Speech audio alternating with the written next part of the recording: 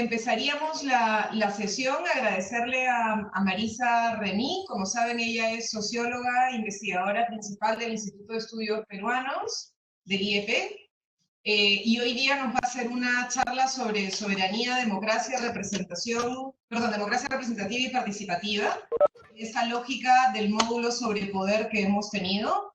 Recordar brevemente que la sesión pasada tuvimos sesión con Eduardo Bayón, que nos habló en concreto de la política y el poder, y ahora vamos a ir de manera un poco más aterrizada a qué cosa es la soberanía, cómo hablamos de poder cuando hablamos de la articulación popular y de democracia. Así que nada, Marisa, Remy, bienvenida, muchas gracias. Bueno, muchas gracias. La idea, es creo la penúltima sesión, si no me equivoco, del módulo sobre poder. Y nada, quería hacer una reflexión con ustedes sobre la democracia, que digamos fue una construcción histórica que buscaba controlar el poder del rey, el sacerdote, el virrey, la casta militar, en fin, de personas investidas de un poder personal, ¿no? Esta construcción histórica se sustentaba en el gobierno del pueblo, para el pueblo y por el pueblo. O sea, controlar el poder del rey o de la casta militar significaba darle poder al pueblo, ¿no? Eso quiere decir que en teoría, en los regímenes democráticos, la soberanía, o sea, el soberano ya no es el rey, el soberano es el pueblo. La soberanía reside en el pueblo, no en la divinidad, no en un iluminado, no en el Corán, no en una casta militar, no en un trome que monta caballo, sino en el pueblo. Esto requiere o involucra discutir dos cosas. Uno es cómo se define el pueblo, quién es el pueblo, es decir, quiénes son los ciudadanos, cómo se define la ciudadanía, es decir, quién es el soberano de la democracia y cómo este pueblo gobierna, cómo toma decisiones. Si antes la tomaba un emisario de la divinidad, bueno, ahora es el pueblo y tiene que tomar decisiones, ¿no? ¿Quién es el pueblo primero? El demos, ¿no? El pueblo evoca en principio, digamos, un principio de igualdad. Todos son iguales, todos tenemos el mismo poder y con nuestro voto ejercemos un poder equitativo, todos somos iguales.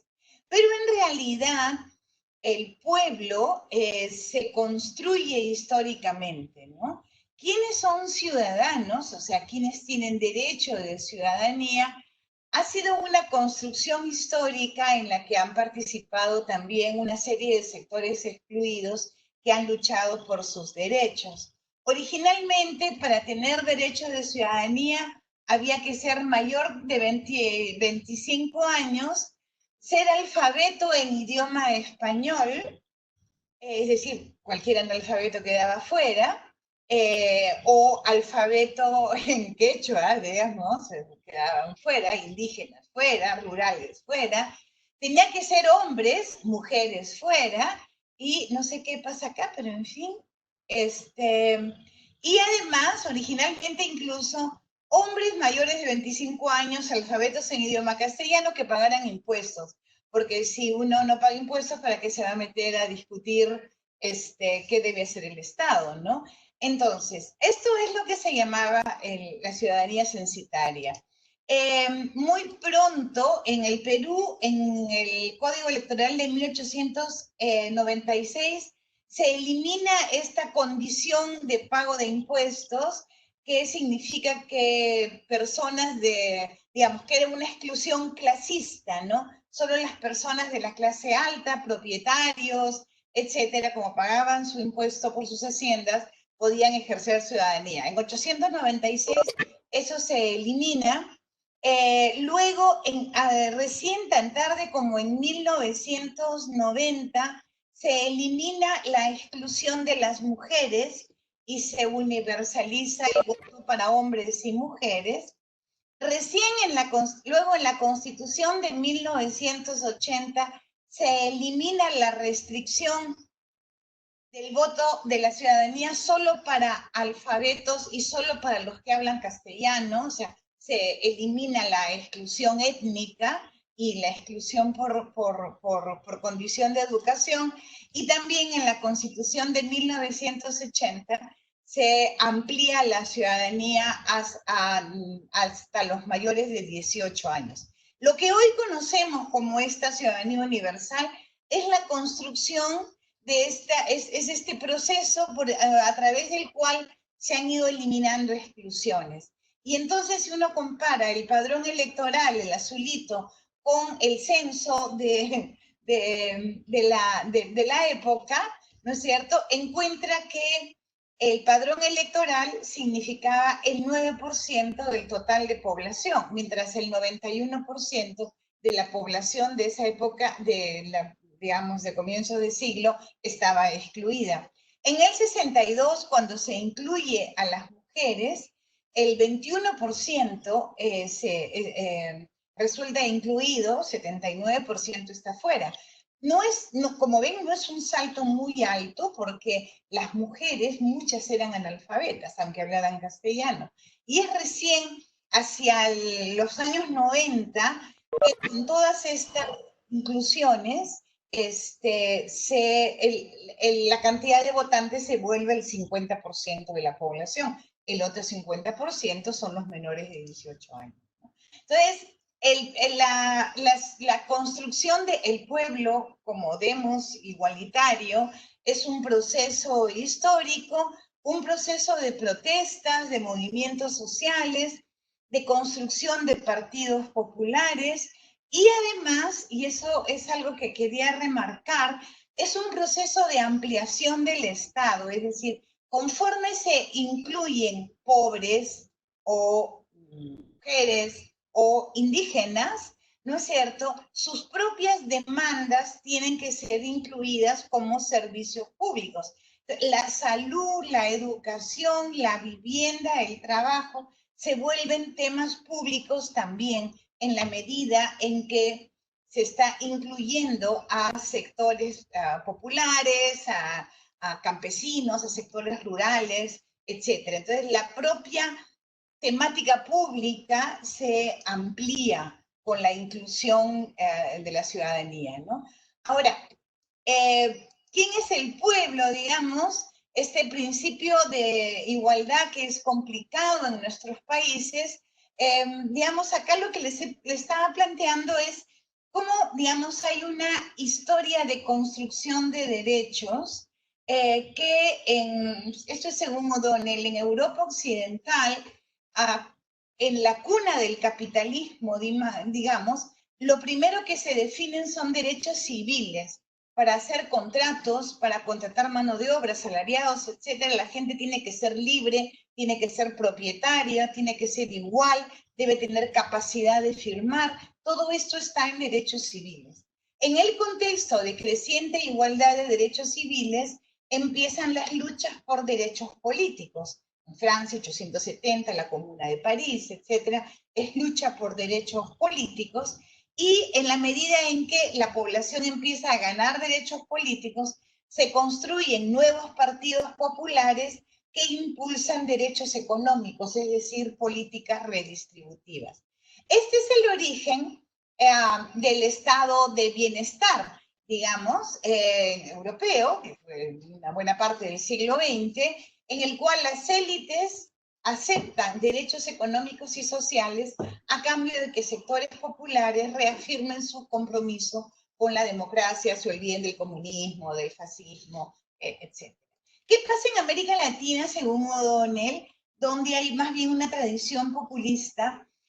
Gobiernos populistas, antes de cualquier otro derecho, afirman derechos económicos. La reforma agraria, por ejemplo, es una política redistributiva que se da antes del derecho al voto de analfabetos, por ejemplo, ¿no? Como saben. Entonces, primero tenemos derechos económicos, luego tenemos derechos políticos, ¿no? En el Perú es muy claro, 69 reforma agraria y 80 recién universalización del voto. Y finalmente, los derechos civiles están muy débilmente implantados. Es decir, las condiciones de igualdad de los ciudadanos no son todavía un logro. Los funcionarios, los gobernantes, etcétera, no necesariamente reconocen que están ante el soberano, ante un pueblo con agencia, ante ciudadanos con derechos, ¿no es cierto? Entonces, y el pueblo mismo no necesariamente siente que tiene el derecho de exigir una rendición de cuentas, un soberano que actúe correctamente, ¿no? Entonces, finalmente, ¿quién es el pueblo?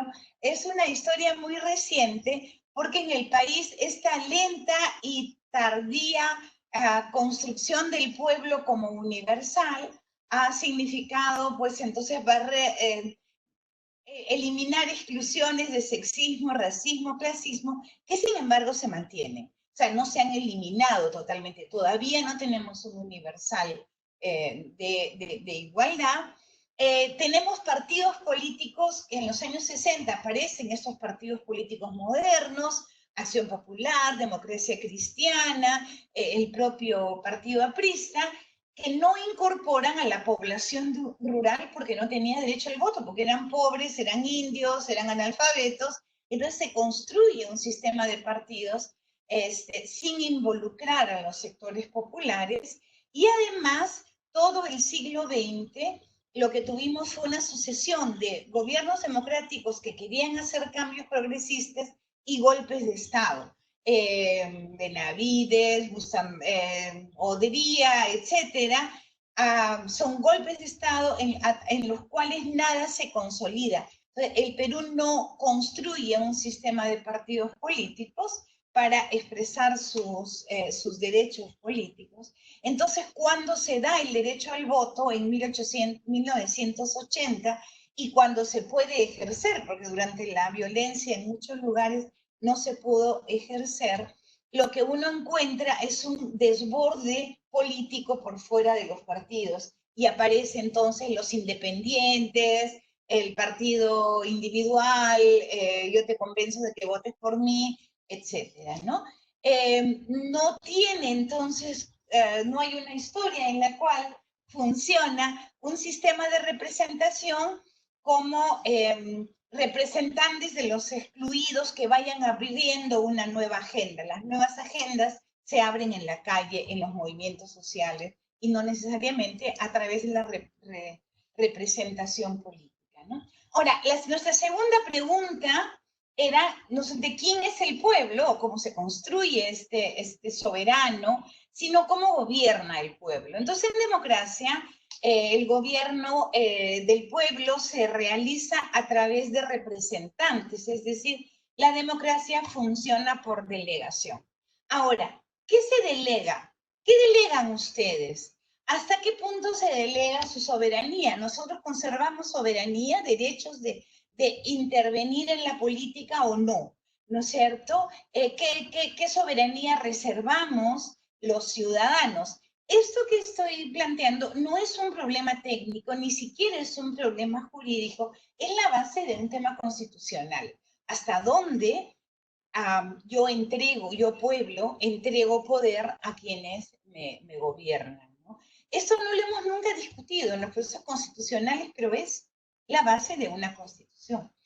A lo largo del siglo XX, además, han habido 3 grandes procesos de pérdida de soberanía popular, ¿no? O sea, en los cuales la soberanía del pueblo se ha ido poco a poco restringiendo acá y en general en todas partes donde hay un sistema democrático. En primer lugar, por el surgimiento de formas complejas de administración estatal que, como vimos en antes, se van formando en la medida en que se incorporan nuevos derechos.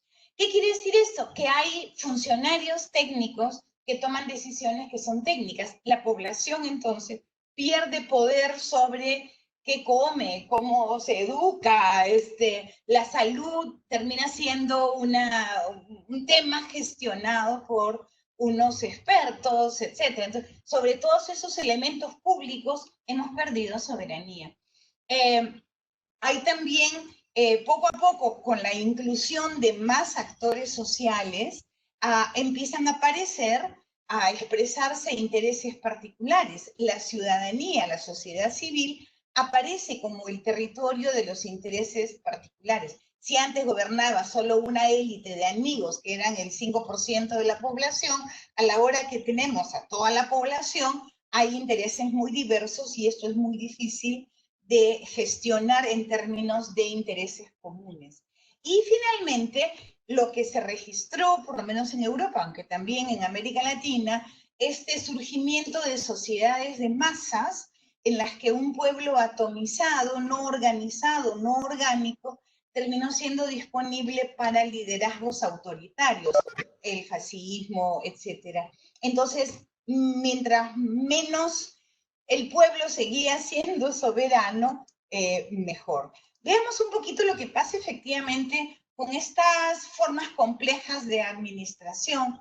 La construcción de los estados modernos con inclusión de sectores populares, de toda la población, significa la construcción de una burocracia como sistemas expertos. Entonces, los ciudadanos perdemos el control de decisiones que requieren una expertise administrativa, judicial, militar, científica, etcétera, y empieza a haber una tensión entre lo técnico y lo deliberativo. ¿Qué debe decidir el Ejecutivo? ¿Qué debe ser deliberado en el Congreso? ¿Qué capacidad de control tiene uno sobre otro? ¿Qué capacidad de control tienen los ciudadanos? Las decisiones son cada vez más técnicas.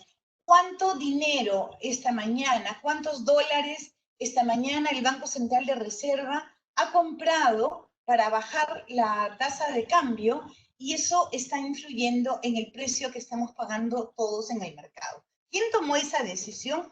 Un técnico, ¿no es cierto? Acá hay un economista que se ríe, pero un técnico tomó esa decisión. No la tomó la señora que mañana va al mercado, ¿no? ¿Debe ser así? Probablemente sí. Lo que pasa es que se va construyendo una forma de gobernar en democracia que prescinde de la soberanía popular.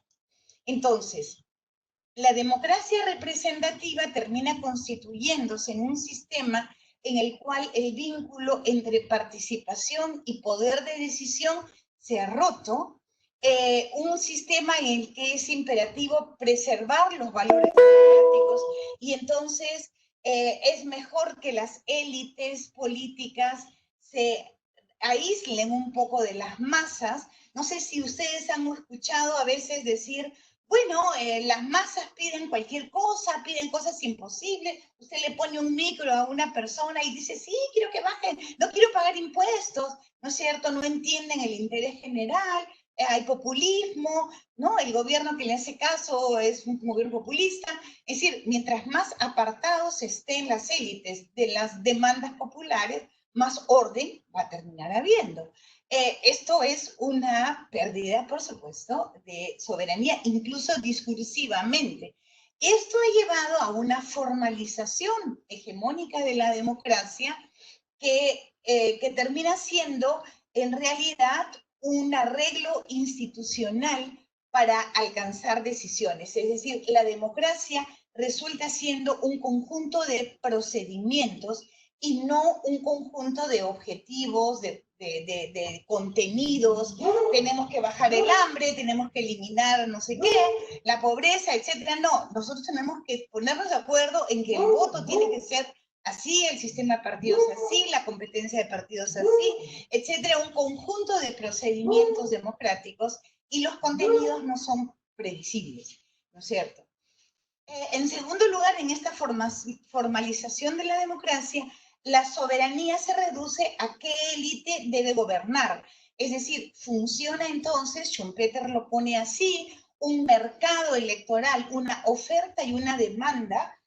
Los ciudadanos van como al supermercado, van a la elección, el otro día lo hemos hecho, y entonces en una oferta política uno demanda, selecciona qué partido o qué élite debe gobernarlo, y en ese acto premia a los que lo hicieron bien y castiga a los que lo hicieron mal.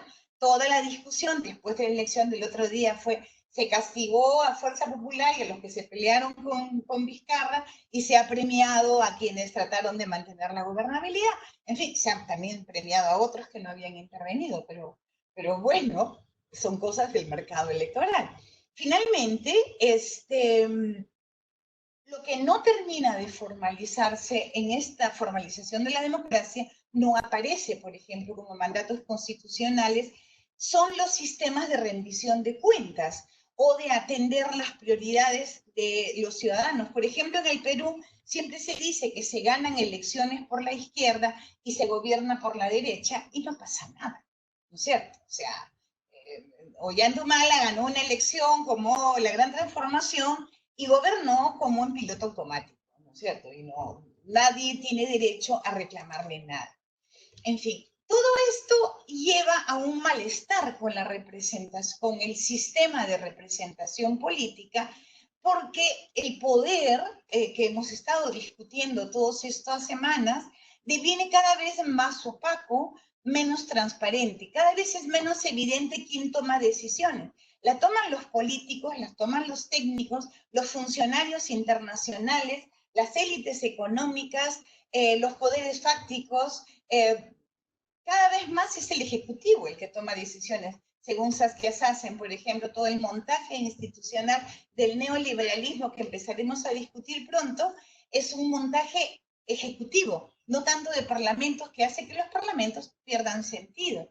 Esta opacidad del poder favorece cada vez más prácticas corruptas, generaliza en los ciudadanos la percepción de que el poder se maneja a través de redes en torno a las cuales no hay nada que hacer, a través de vías institucionales. Uno no está en una red de poder, chao, no hay nada que influir, y finalmente se siente que los problemas más importantes para amplios sectores, esta mañana salen marchando personas en Lurín que no tienen agua, pues no se discuten como temas públicos, ¿no es cierto? Entonces, son temas que quedan fuera de discusión. Partidos, parlamentos, es decir, los órganos de la representación, como espacio deliberativo, empiezan a dividirse, ¿no? Siempre con este malestar con la representación, hay también, por parte de la propia sociedad, una dificultad creciente de representar, de articular intereses. La globalización, el neoliberalismo, en fin, aparece entonces como la sociedad aparece cada vez más como grupos fragmentados, identidades múltiples, inestables. Desaparece el universo del trabajo como referente básico de identidad ante la precarización del empleo. Todo el siglo XX, el trabajo fue el referente de la organización social y de las opciones políticas, ¿no es cierto? Bueno, eso ya no formal, etcétera, deja de ser un referente el trabajo, y el individuo se repliega a solidaridades básicas, la familia, no el sindicato. ¿Cuántos sindicatos hay ahorita en el país? Me parece que poquísimo, ¿no? Finalmente, aparecen temas de privatización de la política, los asuntos públicos devienen cada vez más problemas o negocios privados. La pobreza, por ejemplo, es un problema privado, ¿no? La pobreza ahora es entendida como el producto de la falta de acumulación de capital humano. Usted no ha ido, si su hijo no ha ido a la escuela y no lo han vacunado, ¿no es cierto? Y es un poco sonso, entonces, ¿cómo quiere que le paguen más en el mercado? ¿No es cierto? No acumuló capital humano, eso es un problema suyo, ¿no? En fin, trataremos de mejorar la oferta, pero el problema es individual, ¿no? Privado.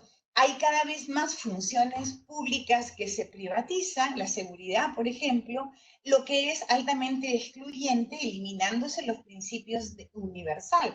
Hay distritos en Lima con población de altos ingresos que paga altos impuestos, prediales y arbitrios, y tiene seguridad en la puerta de su casa, en el parque para sus hijitos. Hay distritos en los que la población es muy pobre, no paga esto, y no hay Cristo que los cuide. La seguridad ciudadana deja de ser un derecho universal, digamos, y empieza a ser una función privatizada. La competencia electoral termina siendo un emprendimiento privado del candidato. Cuando veo a Castañeda enfrentando un juicio, uno se pregunta a quién fue leal Castañeda, a sus votantes o a los financistas que le regalaron $450.000 para su campaña. En fin, sospecho que los segundos es lo que sospecha el fiscal también.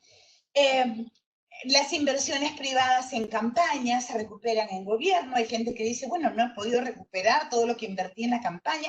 Este tipo de privatización de la política genera entonces un clima de desconfianza y desafección y incrementa la desigualdad. El movimiento en Chile, por ejemplo, fue expresivo de esta sensación de incremento de desigualdad en democracia, en crecimiento económico y en globalización. O sea, en todo lo que aparece como bacán hay un crecimiento de desigualdades que la gente dejó de soportar. En fin, hay una valorización de liderazgos personalizados ante este malestar con la representación política. Hay cada vez un peso más fuerte de la política mediática. Los medios de comunicación marcan una agenda y terminan volatilizando adhesiones. Hoy día Guillermo Toynbee dijo una cosa, mañana el Comercio saca otra, en fin. La política se vuelve altamente mediática, la opinión pública resulta importante. Eso está pasando por el lado de la democracia representativa. ¿Qué pasa entonces con la participación ciudadana? La democracia participativa recupera soberanía, hemos perdido soberanía, la recuperamos con la democracia participativa. En teoría, la participación produce una relación directa entre autoridades y ciudadanos, lo que permite que las expectativas, teóricamente, y las demandas de la sociedad lleguen directamente al Estado, sin mediaciones, recoge iniciativas de la sociedad civil, entrega a los ciudadanos la capacidad de fiscalizar, hace viable el principio de publicidad del Estado, de que el Estado es una cosa pública a cuyo acceso yo tengo derecho. Esos son los principios de la participación ciudadana. Esta participación ciudadana entendida como intervención de los ciudadanos en las decisiones públicas sin intermediación de partidos, significa entonces que se socializa el Estado, es decir, mecanismos de participación ciudadana permiten disputar desde dentro del Estado el monopolio democrático, el monopolio burocrático sobre asuntos de interés público, el presupuesto, por ejemplo, la consulta, digamos, ya no necesariamente, en principio, o a la aprobación de un EIA, un estudio de impacto ambiental, tendría que ser, no es un asunto técnico, es también un asunto participativo, ciudadano, hay una consulta, debiera haber, no siempre hay, pero en fin. Entonces, el principio de participación es un principio de socialización del Estado, también es un principio de estatización de la sociedad, en la medida en que algunos mecanismos transfieren a la sociedad funciones públicas. Lo más bonito que tuvimos en relación de esto fueron los CLAS, los consejos locales de administración de servicios de salud, que luego se eliminaron, pero las postas de salud se entregaban a organizaciones de pobladores que eran sus usuarios, ¿no es cierto? Eso se llama una lógica del cliente, ¿no? Una orientación por el cliente del puesto de salud es el que tiene el poder de cliente en realidad se llamaba. También como participación ciudadana son mecanismos de democracia directa, la iniciativa legislativa, el referéndum, la revocatoria, etc. Finalmente, como también hay un control social como participación ciudadana, es decir, mecanismos de vigilancia, supervisión, audiencias públicas, rendición de cuentas. De esta carta, ¿algo nos interesa? Participación, sin embargo, también es expresivo de desconfianza, no solamente es un impulso positivo de yo quiero ejercer mi soberanía, es también desconfianza en partidos, todos son sinvergüenza, pero además la gente entiende por participación ciudadana cosas como chapatuchoro, ¿no es cierto? Nosotros tenemos derecho de matar al choro que nos está robando o al abijeo que está robando ganado. Como participación es también privatización de empresas estatales. Quienes ganan son las transnacionales, pero en fin, podría ser también el pueblo. En fin, en mecanismos de participación también pueden producirse procesos de fragmentación social, es decir, por ejemplo, el Consejo de Educación, no se discuten temas de salud, solo educación, los que están involucrados en eso, el resto vaya y busque su propio mecanismo de participación. En fin, hay también elementos de fragmentación social y está el tema de que los grandes temas de política pública no necesariamente están bajo mecanismos de participación. Si alguien se entera de en el Ministerio de Energía y Minas si alguna vez ha funcionado un mecanismo de un consejo de participación ciudadana, que me cuente, yo nunca lo he encontrado. Hay que recordar también que efectivamente los mecanismos de participación ciudadana en el Perú fueron parte de la Constitución fujimorista, que fue la que introdujo los derechos de participación ciudadana. Vamos por partes, vamos a mirar de qué se trata. La participación ciudadana, entonces, es eficaz, sirve, recupera soberanía, la gente hace algo con estos mecanismos. Entonces, nosotros podemos decir que en términos de participación ciudadana dejamos al lado de los partidos y qué tenemos como participación de los ciudadanos en las tomas, en decisiones o diálogos públicos. Tenemos mecanismos institucionalizados por leyes, etcétera, y mecanismos no institucionalizados. Tenemos también mecanismos que son de toma de decisión o que son de diálogo Estado-sociedad. Entre los primeros, lo más institucionalizado y lo más fuerte en decisiones es la Ley 26.300 de democracia directa. Es los mecanismos de revocatoria. Hay una revocatoria, sí señor, se gana los opuestos los que han votado en contra del alcalde, no se arma una mesa de concertación, no señor, el día siguiente se ve el alcalde y entra otra cosa. Es así de fuerte como mecanismo de participación. El referéndum lo mismo, ¿no? Hay, sin embargo, también mecanismos de diálogo, las mesas de concertación, el presupuesto participativo, la consulta previa, todos son mecanismos institucionalizados y de diálogo. Sin embargo, del lado no institucionalizado también tenemos cosas.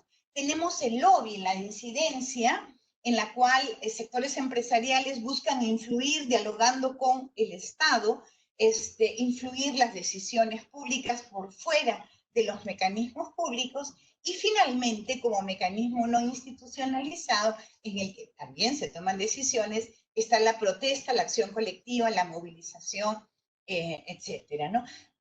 En la medida en que mecanismos más institucionalizados se fortalecen, controlamos los mecanismos menos no institucionalizados que generan o desigualdad en el caso de incidencia o problemas de gobernabilidad en el caso de la acción colectiva, o hasta muerte de personas. En fin. Pero veamos qué pasa con los institucionalizados. Esos mecanismos de decisión con la ley 26.300, etcétera. Bueno, entonces, funcionó la revocatoria, salvo el caso que fue de Lima tan complicado, pero funcionó fundamentalmente en circunscripciones muy pequeñas, muy conflictivas, y últimamente ya se ha detenido este proceso masivo de revocatorias porque hubo una nueva legislación que dice que después de un proceso de revocatoria no habrá nueva elección. Por lo tanto, había muchos casos que el teniente alcalde que quería ser alcalde, que movía la revocatoria, etcétera. Entonces, ya no, o el enemigo político, en fin. Ahorita ya casi no hay, pero nos interesa, es un mecanismo que le interesa a los núcleos en movimiento. Queremos ampliarlo, queremos reducirlo. ¿Qué queremos hacer con la revocatoria, no? Está también el mecanismo institucionalizado de referéndum, iniciativa legislativa, etcétera. Se ha hecho muy poco, se ha usado muy poco. El referéndum hemos tenido prácticamente uno, ¿no? La iniciativa se ha usado muy limitadamente. Este mecanismo es muy fuerte, pero tiene un costo transaccional altísimo y requiere un altísimo consenso. Entonces yo ponía acá, por ejemplo, la iniciativa que hubo de despenalización del aborto en caso de violación, que era déjala decidir, ¿no es cierto? Que se logró las firmas, ¿no es cierto?, de la iniciativa legislativa y el Congreso la encarpetó. ¿Por qué? Porque una iniciativa es el primer paso a un referéndum, ¿no es cierto? Pero para hacer un referéndum no bastan los 80.000 firmas, hay que levantar 1.200.000. Hay que entonces tener un altísimo consenso para lograr desde la sociedad imponer una legislación. Ahora, ¿podemos activar este mecanismo? ¿Nos interesa? No solo tiene que ser nacional, puede ser local. Ahora, les cuento, no puede ser regional. ¿Por qué? Porque cuando se hizo la Ley Orgánica de Gobiernos Regionales se olvidaron de poner el mecanismo y hasta el día de hoy nadie ha pedido que se ponga. Entonces, ¿qué nos interesa de estos mecanismos de participación ciudadana? Solo los nacionales de 1.200.000 firmas, podemos activarlo a nivel local. ¿Qué aprendieron las compañeras que estuvieron en la campaña? ¿Qué cambios en la ley o en las prácticas sociales se requieren para reforzar ese tipo de mecanismos de iniciativa y referéndum con los cuales la sociedad puede influir en la política? Ahora, con los mecanismos de diálogo, su eficacia es menor, su costo es menor también. El Consejo Nacional de la Educación y de la Salud y varias de estas cosas, se cayeron los CLAS, se cayeron, ¿no es cierto? Pero sí funciona, aunque no lo crean, el presupuesto participativo y la consulta previa. Funcionan con muchas restricciones. Nos interesa que ya no tengan restricciones. Veamos un ratito el presupuesto participativo. En el presupuesto participativo, lo que ha habido desde el año que se aprueba, en el 2004, si no me equivoco, es que se restringe el rol de la rendición de cuentas, que debería ser, si hay compromisos del alcalde con la población, había que luego decir qué de los compromisos que recibimos de presupuesto participativo lo hemos cumplido o no. Eso ya no es una obligación, ya no se requiere una mediación del Consejo de Concertación ante el Consejo Municipal. El Consejo Municipal actúa como le da la gana, si quiere aprueba, si no quiere no aprueba, y se recortó mucho la iniciativa ciudadana porque ahora solo se pueden aprobar proyectos que tienen viabilidad y que están inscritos en el programa multianual de inversiones. O sea, depende mucho de la iniciativa del alcalde. Y sin embargo funciona, ¿no? Sigue funcionando. Por X razón me metí a ver en los 24 gobiernos regionales para el presupuesto participativo 2016, participaron 2.856 agentes participantes, es decir, un promedio de 161 personas por gobierno regional. Disculpen, son unas asambleas muy grandes. Además, antes eran un espacio solo de sociedad civil con un funcionario que tomaba nota. Hoy es una suerte de espacio intergubernamental con la sociedad civil. Cuando es regional, están funcionarios del gobierno regional y están alcaldes y regidores provinciales, y están alcaldes y regidores y funcionarios de gobiernos distritales. En el provincial están los distritales. En fin, hay todo, y junto con ellos están representantes de pequeños territorios, centros poblados, comunidades campesinas, comunidades nativas, y además organizaciones representativas y todo lo demás, en fin, todo aquel que siente que es parte de la sociedad civil trata de meterse allí. Entonces hay muchísimas organizaciones. Yo conté 931 otros. O sea, más de como 1.400 organizaciones de sociedad civil en estos procesos de presupuesto participativo, y vamos, 234 organizaciones agrarias, no es poca cosa. y en los 24 departamentos 42 cámaras de comercio, etcétera, 142 delegados de caseríos, y esto en el regional. Si uno se mete a ver todos los distritales, que no me he metido, pero en fin, es una barbaridad de población que está ahí.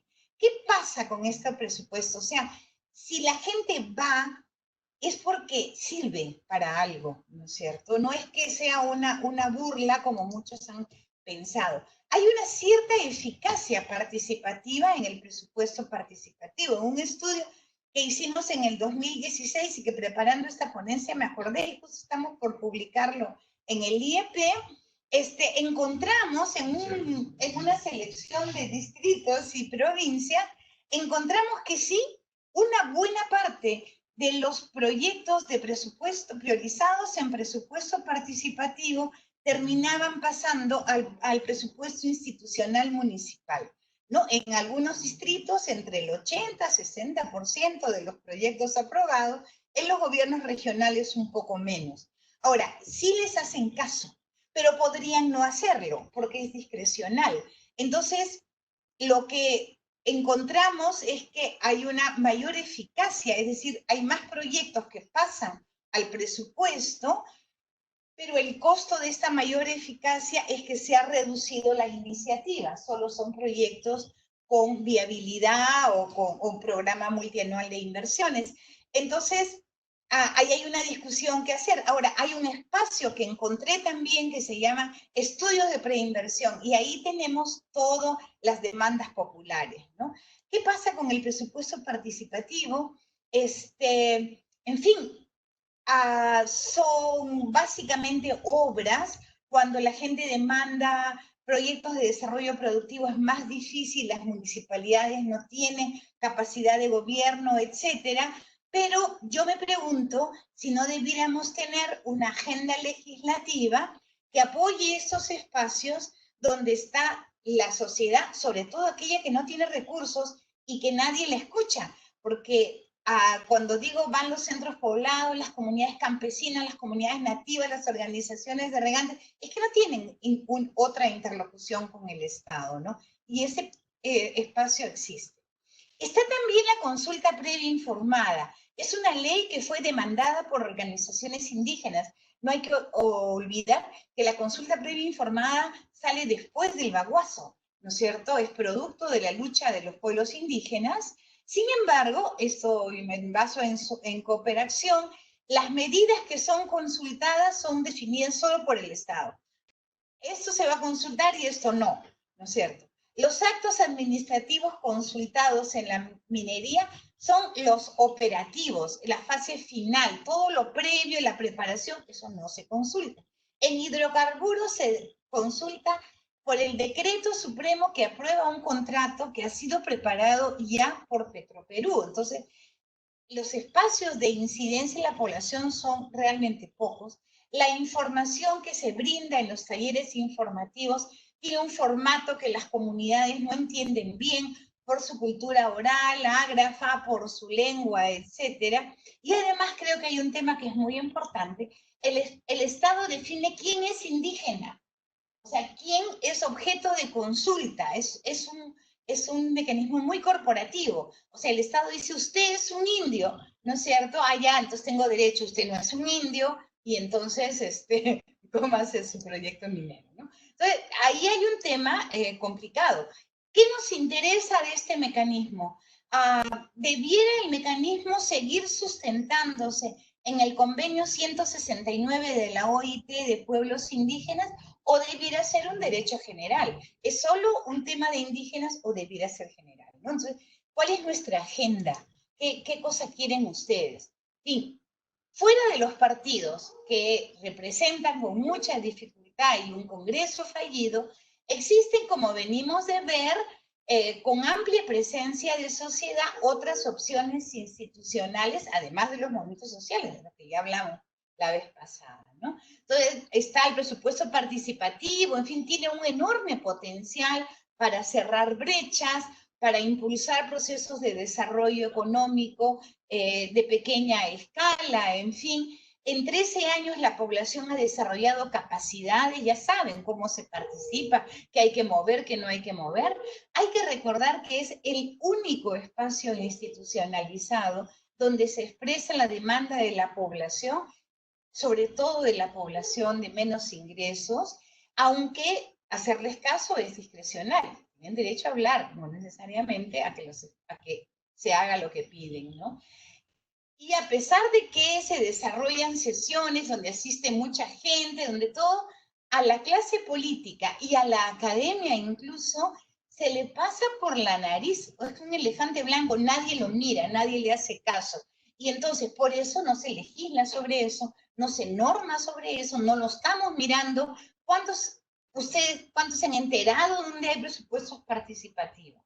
Y luego está la consulta previa que acabamos de ver, es muy restringido a pueblos indígenas, fragmenta. Este pueblo sí, este pueblo no tiene derecho, se aplica, ¿no? Entonces, tenemos mecanismos, hay otros, Consejo Nacional del Trabajo, está medio desactivado ahora, pero en fin. Ahora, existen formas de participación ciudadana, pero no terminan de ser espacios de recuperación de ciudadanía. Yo me pregunto, ¿es la democracia participativa suficiente para que el pueblo gobierne? Es decir, ¿qué hacemos con la democracia? Además de qué hacemos con la democracia representativa, participativa, ¿qué hacemos con la democracia representativa, con los partidos? Nos olvidamos, nos centramos en el presupuesto participativo, dejamos los grandes temas de la política a los técnicos y a los lobbies, como es ahora, o tenemos una agenda de reforma política que se oriente por un tema de recuperación de soberanía, tanto de espacios de representación, partidos, congresos, como de espacios de participación. Muchas gracias.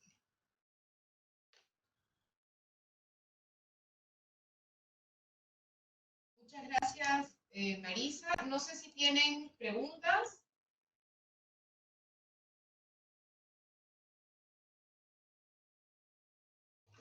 Aquí en el chat algunos ponen gracias.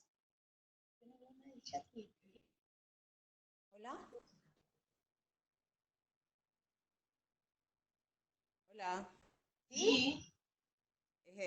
Yo nunca he participado en un webinar como este y espero estar haciendo lo correcto con este microfonito que se ve aquí.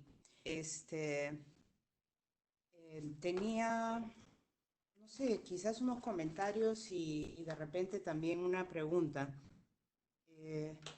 Con respecto a los mecanismos de participación ciudadana, pienso también en el mal uso de los mecanismos de participación ciudadana. Y claro, ¿quién define qué cosa es mal uso, no? Pero, por ejemplo, recuerdo que en las revocatorias ha habido un uso muy vengativo de los que perdían, etcétera. Entonces, quizás el mal uso está relacionado con las reglas de juego que existen, ¿no? Y habría que pensarlo por ahí. Ese es un primer comentario que tengo. Luego, sobre presupuesto participativo, hay un libro muy interesante de Stephanie McNulty que se llama, si no me equivoco, Democracia Participativa, está en inglés. Ella estudió el presupuesto participativo por un buen tiempo y luego ha hecho una comparación eh, con varios países de América Latina. De repente esto les interesa. Ese es un segundo comentario. Luego, en algún momento, Marisa dice que sí se ha mostrado eficacia participativa en el presupuesto participativo. Y dice también, sí les hacen caso, pero podrían no hacerlo porque es discrecional. Entonces, de repente, eso de que es discrecional es lo que habría que cambiar. Luego, otra cosa que podría decir, no sé si estoy acaparando demasiado, ¿ustedes me avisan? Ya, vamos concluyendo la pregunta, compa, para que podamos dar espacios a los demás que han mandado por escrito algunas. Bueno, esas cosas que he dicho y tengo algunas cosas más y ya está. ¿no? Eh, Sobre el mal uso de la participación ciudadana, y quizás para ese mal, entre comillas, ¿quién decidiría cuál es mal el uso? Ver las reglas de juego sobre el presupuesto participativo, si se cambia eso de que sea discrecional, podría ayudar. Esas dos cosas quizás. ¿Ya? Ahí Gracias, corto el Marianelli. micro, corto el micro. Gracias. De nada. Sí, el tema de mal uso tiene que ver con las reglas de juego de la revocatoria, ¿no? Lo que quiere decir que hay una revocatoria es que quiere decir que un alcalde tiene enemigos, ¿no? El hecho de que sus enemigos ganen, ¿no? Y por ejemplo pierde el alcalde, es que probablemente el alcalde no se ha legitimado suficientemente.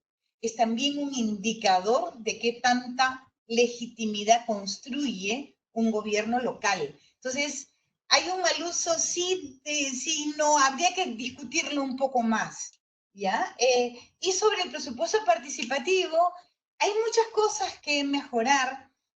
Yo creo que uno de los puntos a mejorar es los mecanismos de concertación dentro de la sociedad, porque si cada uno va con su pequeño proyecto y tal, es muy complicado, ¿no? Entonces, claro, no puede no ser, o sea, tiene que haber una cierta discrecionalidad en la autoridad, no total como hay ahora, pero lo que sí sería interesante es que la decisión de qué proyectos de presupuesto participativo entran o no entran al presupuesto nacional fuera una decisión pública. O sea, que el Consejo, por ejemplo, tuviera que justificar por qué no acepto esta prioridad y este proyecto que ha planteado la población de hacer un sistema de riego. No, eso no. Entonces, ahora es un acto secreto, digamos, ¿no? Tendría que ser público. Creo que con más elementos de rendición de cuentas y de apertura de las decisiones, podemos tener mucho mejores mecanismos de participación. A ver, tenemos una de Kelly que dice, la consulta previa ha sido definida como un proceso de diálogo, sin embargo, es un proceso vinculante y de alto costo. ¿Habrá algún estudio que demuestre aquellas buenas prácticas que recoge el estudio de este derecho? Y una segunda pregunta de Kelly también es, los grupos de trabajo es otra forma de diálogo que está prevista en la LOPE, pero la LOPE misma restringe que la sociedad civil pueda participar en estos espacios. ¿Hay experiencias para darle vuelta a la ley? No sé qué te refieres con grupos de trabajo, pero hay consejos de concertación que estaban en realidad estaban en la ley orgánica del Poder Ejecutivo anterior. La actual ley orgánica del Poder Ejecutivo, que fue dada durante el gobierno de García, restringe muchos de los mecanismos que antes habían, ¿no es cierto? Los limita mucho más. Funcionaron algunos, por ejemplo, el Consejo Nacional de Concertación Agraria, que luego fue un desastre, pero al comienzo con, no sé, quejandería y tal, fue bien interesante. Lo que pasa es que ahí Toledo quiso cortarlo porque entraba la discusión del TLC y no quería tener a la población campesina organizada presionando para evitar la firma del TLC, ¿no? Entonces, son mecanismos muy fuertes, muy complejos. Cuando la sociedad civil está bien organizada, funcionan muy bien, ¿no? Sobre consulta previa, yo me he basado en la información que pone cooperación, que son quienes han estado dando seguimiento y que probablemente son quienes tienen algunos estudios, ¿no?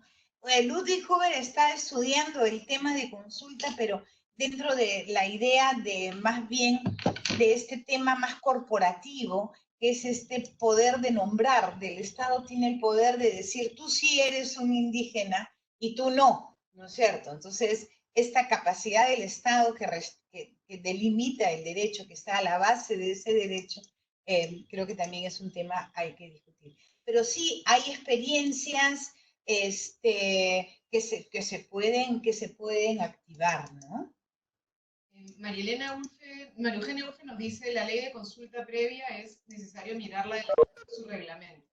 Como dice Marisa, el Estado enmarca la identificación de con quién debe negociar la consulta, y para ello recurre a la figura de, comillas, pueblo indígena.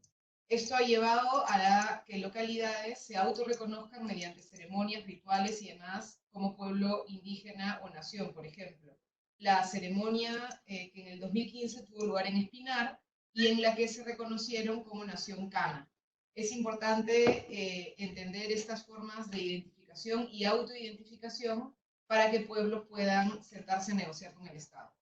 Sí, es muy importante, es muy interesante. El tema es que es el Estado el que está diciendo de qué manera tú te puedes identificar como indígena, ¿no? Por ejemplo, yo me acuerdo, he visto un libro, me invitaron a comentar un libro de la comunidad de Segunda y Cajas en Ayabaca, que es una comunidad la que, digamos, básicamente llevó adelante la lucha contra Majás y la instalación del proyecto minero Río Blanco. Y entonces pero claro, todos son castellano parlantes, porque en Piura no habla quechua, pero nadie, porque, bueno, nunca se habló, ¿no? En fin, era otra lengua. Y entonces no califican como indígenas. Entonces, el libro es una especie, o sea, que muestra que la comunidad, el común de indios de Segunda y Cajas, que así se llamaba en la colonia, tiene documentos tan tempranos como del siglo XVI, ¿no es cierto?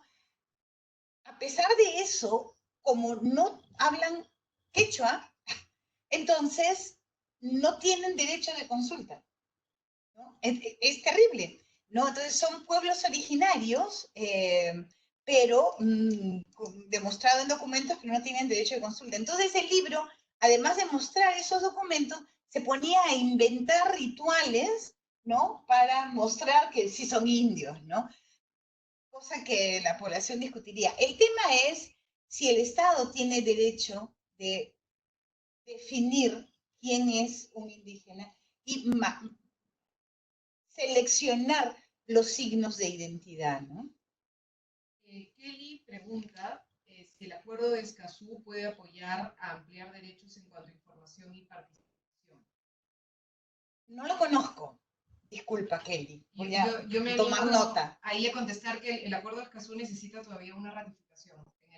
Está en debate, ojalá. Sí, la verdad es que ayudaría un montón si es que se aprobara, pero para eso requiere varios países suscribiendo el acuerdo.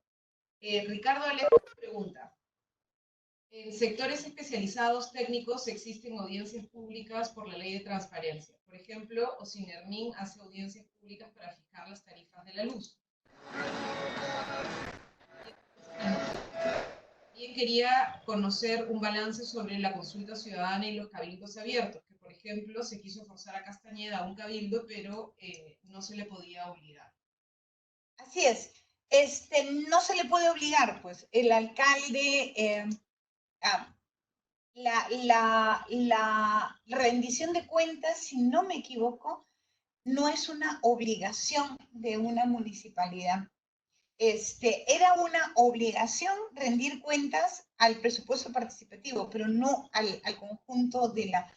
Es una recomendación, pero no es una obligación.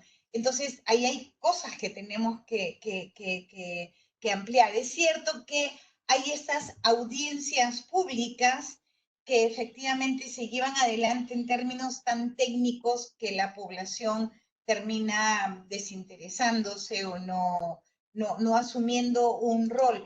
El tema con la participación ciudadana es que es fundamental, digamos, funciona si la población está organizada.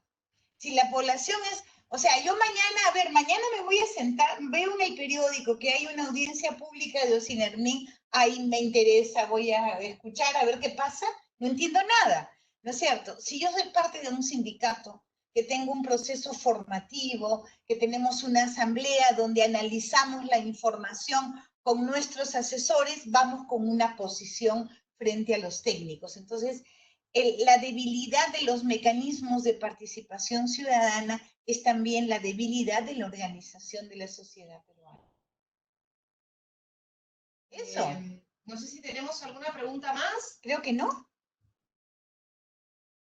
Entonces, nada, ya no tenemos más preguntas. Muchas gracias, Marisa, por la sesión de hoy día y gracias a las compañeras y a los compañeros que lograron, compañeros, conectarse el día de hoy. Nos vemos la próxima semana. Gracias, ¿ah? Buenas noches.